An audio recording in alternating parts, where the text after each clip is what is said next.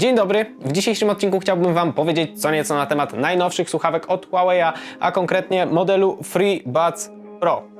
Tak, dokładnie tego modelu. Czyli modelu, który jeszcze nie trafił do oficjalnej sprzedaży, ponieważ teraz trwa przedsprzedaż. Ale zanim zaczniemy, to ja oczywiście nazywam się Szymon Kosek i zachęcam Was do rozważenia subskrypcji tego kanału.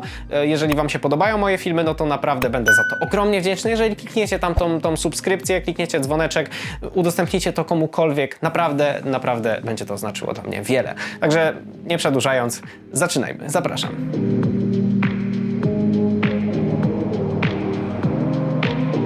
Huawei ostatnio mocno poszerzył swoje portfolio z dziedziny akcesoriów. Nie inaczej było w kategorii słuchawek bezprzewodowych i tak oto powstały chyba najbardziej zaawansowane i najbardziej bogate słuchawki tego producenta. Dopisek Pro zdecydowanie nie jest tutaj przypadkiem, do tego stopnia, że ciężko patrzeć na nie bez porównania ich do AirPodsów Pro od Apple. I ja na przykład nie widzę żadnego podobieństwa między tymi dwiema parami słuchawek. Oczywiście nie powiedział nigdy, ponieważ one są naprawdę do siebie bardzo podobne, no i zaraz Wam powiem dlaczego. Ogólnie z obu par słuchawek sporo już korzystałem, bo FreeBudsy mam u siebie od około 2 tygodni, co pewnie widzieliście już na moim Instagramie, na którego również Was zapraszam, bo tam naprawdę sporo się dzieje. Ten długi czas testów pozwolił mi się z nimi troszeczkę zapoznać, no i mam nadzieję, że dzięki temu w dobry sposób je Wam przedstawię. Tak jak wspominałem, nie bez przyczyny mówimy tutaj o przypisie Pro, bo faktycznie widać już na pierwszy rzut oka, że to model z wyższej półki. Użyty plastik i inne tworzywa sprawiają wrażenie bardzo dobrych jakościowo i całość prezentuje się naprawdę bardzo dobrze. Oczywiście mówię tutaj zarówno o wyglądzie, choć ten jest kwestią sporną, jak zawsze, jak i o komforcie użytkowania. Zaczynając od wyglądu. Ja do testów dostałem model w kolorze srebrnym, ale dostępne są również białe i czarne modele. Może nie jestem fanem takiego super błyszczącego wykonania, ponieważ jakoś bardzo nie lubię rzucać się w oczy, ale mimo tego wygląd tych słuchawek naprawdę mi się spodobał. W uszach prezentują się całkiem nieźle i chyba producenci coraz bardziej zaczynają zwracać na to uwagę, tak jak ma to miejsce też w przypadku Budsów Live od Samsunga, które również za niedługo do mnie powinny trafić, więc obserwujcie ten kanał bacznie. Co mi się natomiast nie podoba, to oczywiście pałąk, który jest spory i kanciasty. Tutaj zdecydowanie stoję po stronie AirPodsów i tego, że nie wystają one aż tak bardzo z uszu, no i taki kształt po prostu podoba mi się bardziej. Dodatkowo to lustrzane wykonanie nie pomaga w unikaniu odcisków palców i faktycznie te słuchawki nie są zbyt przyjaznym obiektem do fotografowania. Przechodząc do kwestii użytkowej. Etui ładujące jest delikatnie większe niż we wspomnianych AirPodsach, ale nie jest to jakaś gigantyczna różnica. Spokojnie zmieścimy je do kieszeni spodni, nawet tej najmniejszej. Wykonany jest z plastiku, który u mnie się na szczęście nie porysował, ale tutaj znowu mamy to błyszczące logo, które. Oczywiście mamy tutaj złącze USB typu C do ładowania i z takim też kablem w zestawie trafią do nas te słuchawki. Na zewnątrz znajdziemy jeszcze diodę wskazującą na przykład stan naładowania i z boku mamy przycisk do parowania. Zawias w etui jest bardzo dobrze wykonany i dzięki temu otwieranie i zamykanie tego pudełeczka jest po prostu przyjemne. Dodatkowo te drzwiczki same się nie otworzą, bo tutaj z kolei magnes je dość silnie przytrzymuje na miejscu. W środku również znajdziemy jedną diodę LED, która pokaże nam moment, w którym słuchawki są w stanie parowania lub po prostu ich stan naładowania. To, co mi na początku przeszkadzało, to trudności z wyciągnięciem słuchawek z etui. Ogólnie przez to błyszczące wykonanie słuchawki są bardzo śliskie. Jak dodamy do tego to, że mocno się paluchują, to wychodzi nam niezbyt komfortowe połączenie. Ogólnie trzeba się nauczyć wyciągać te słuchawki z tego etui i taką też informację otrzymamy w aplikacji AI Live po pierwszym sparowaniu z telefonem. W przypadku AirPodsów po prostu łapiemy za słuchawkę i ją wyciągamy. Tutaj to tak nie działa, bo nie ma na to wystarczającej ilości miejsca, dlatego najpierw trzeba popchnąć lekko słuchawkę, a dopiero potem można ją wyjąć. Tak jak mówię, jest to kwestia wprawy i po nauczeniu nie sprawiało mi to żadnego problemu. Słuchawki współpracują z innymi urządzeniami Huawei'a i na nich wyświetlany jest specjalny komunikat ułatwiający parowanie i umożliwiający podgląd stanu naładowania. Niemniej jednak słuchawek FreeBuds Pro możemy używać na dowolnym innym urządzeniu z Androidem, to znaczy nie musi to być telefon Huawei'a, wystarczy, że mamy jakikolwiek telefon z Androidem i wgramy sobie tam aplikację AI Live. To ona tak naprawdę daje nam dostęp do wszystkich funkcji, które te słuchawki mają. Czyli do włączenia NC, do włączenia trybu świadomości, do zmiany kolejności przyciśnięć, do zmiany ich funkcji. No po prostu to wszystko zmienimy sobie w aplikacji na dowolnym smartfonie z Androidem. Ogólnie co do parowania i samego połączenia, to ja byłem zadowolony.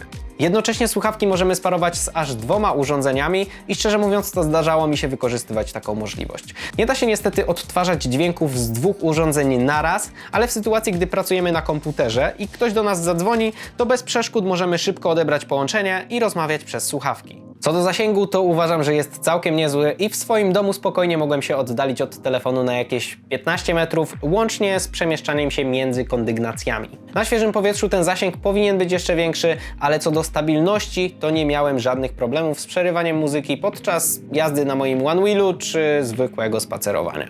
Wygodna konstrukcja jest tutaj na pewno plusem i spokojnie mogę je porównać do AirPodsów Pro od Apple, przy czym bez problemu byłem w stanie siedzieć w tych słuchawkach kilka godzin. Bez żadnego dyskomfortu.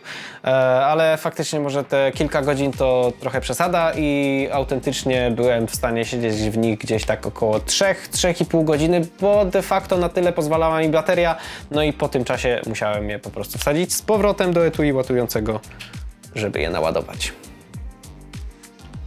Ale te 3 godziny to też całkiem niezły wynik, bo tutaj zawsze używałem słuchawek z włączonym trybem aktywnej redukcji hałasu lub z włączonym trybem świadomość, czyli tym, w którym dźwięki otoczenia są przepuszczane prosto do naszego ucha za pośrednictwem mikrofonów. I ten tryb świadomość faktycznie jest udoskonalony, dźwięki docierają do naszych uszu, głosy ludzi z otoczenia mogą być podbijane, jeżeli sobie tak ustawimy w aplikacji i faktycznie brzmi to całkiem ok, ale te dźwięki są podbijane tak komputerowo.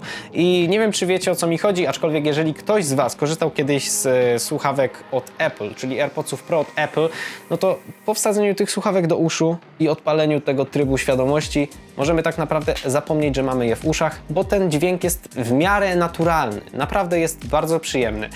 Czyli te mikrofony naprawdę dobrze to rejestrują i to nie jest jakoś sztucznie, strasznie podbijane. Natomiast w tych słuchawkach występuje takie dziwne komputerowe przetworzenie tego dźwięku i nie wiem, czy to jest na dobre, czy na złe. No moim zdaniem te są dużo lepsze, za tymi stoję, tak jak już mówiłem, i te bym kupił. Ale te też mają coś w sobie i ten tryb wcale nie jest tutaj tragiczny, on też jest dobry, ale tutaj jest lepiej, według mnie. Ale nie jestem ekspertem, więc no niestety musicie się opierać na mojej opinii na ten moment, a potem się zobaczy.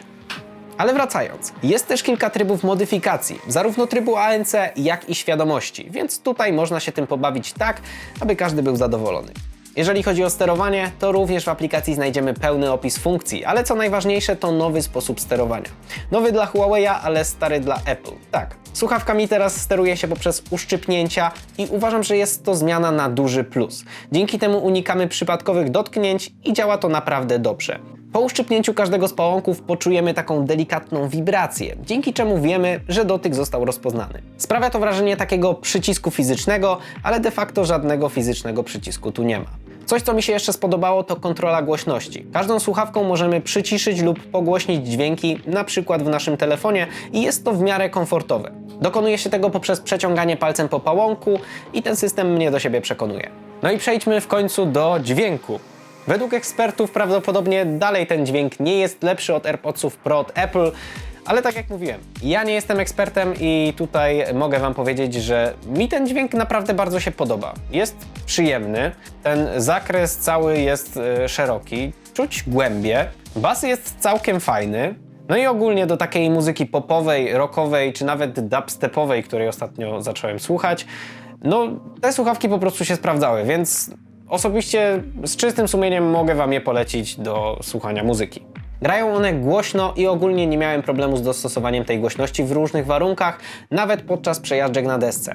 W każdej słuchawce jest też czujnik wykrywający, czy dana słuchawka znajduje się w uchu, dzięki czemu same zatrzymują i wznawiają muzykę czy film. Jeżeli chodzi o baterię i czas pracy, to tak jak już wspominałem, u mnie wytrzymywały około 3-3,5 godziny pracy z ciągle włączonym trybem ANC. Nie jest to może idealny wynik, ale przy wyłączonym trybie ANC te słuchawki powinny wytrzymywać już nawet do 7 godzin pracy. Niemniej jednak bierna redukcja hałasu nie działa tutaj już tak świetnie, no i raczej warto to ANC mieć włączone. Słuchawki do pełna w etui po wsadzeniu naładują się w niecałą godzinę, natomiast jeżeli chodzi o samego case'a, no to za pośrednictwem kabla naładujemy go w około godzinę, natomiast za pośrednictwem ładowania bezprzewodowego, bo taka opcja również występuje, naładujemy je w około 2 godziny, więc też całkiem niezły wynik. W sumie mamy tutaj około 30 godzin odtwarzania muzyki przy wyłączonym ANC razem z etui, natomiast po włączeniu ten czas maleje do około 15 godzin.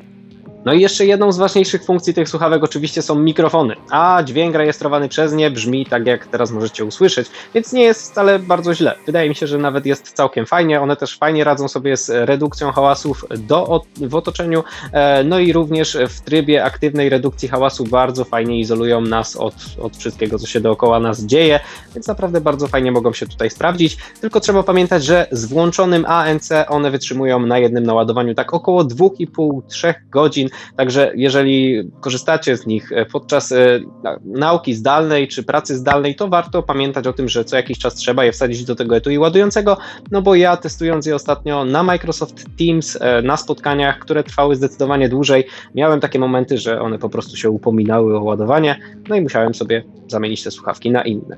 Podsumowując, słuchawki Huawei FreeBuds Pro to naprawdę kompletne słuchawki. Według mnie oczywiście.